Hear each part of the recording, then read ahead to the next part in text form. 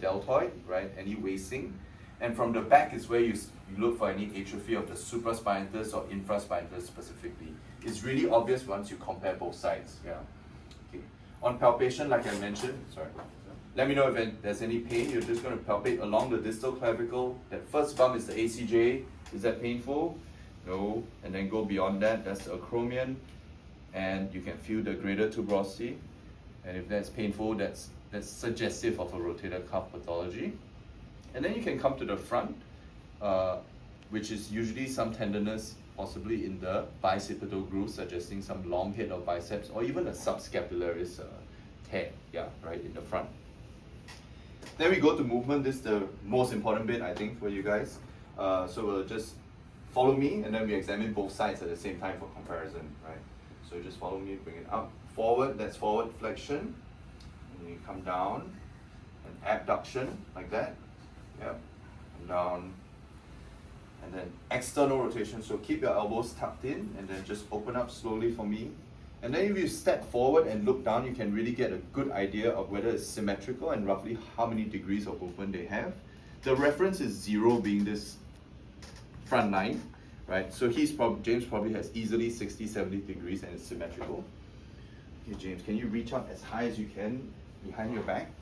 Yeah, that's super high, that's great. That's like, right? Tip of, everyone's looking on in envy. Tip of the scapula is T7, right? So he's gone above that, so that's easily T6 and it's symmetrical. Thank you, James.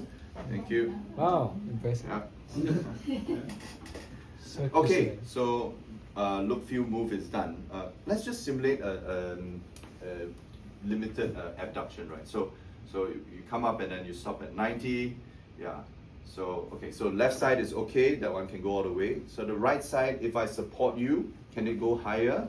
Right, if he says, no, stop, then you better stop. You can't force frozen shoulder. If he says, yeah, it helps, and then you slowly go, and then, right, yeah. So that's how you differentiate stiffness from pain or weakness, okay? All right, let's go to the special test. Let's do the rotator cuff first. So let's do the Job's test. This was supraspinatus. So up to 90, and then just in front, maybe 20, 30 degrees. Thumb down. Okay, can you push up against me, James? Right. Painless and strong is normal. Yeah. Pain or weakness is abnormal. Okay, so supra is good. Let's go to the infra.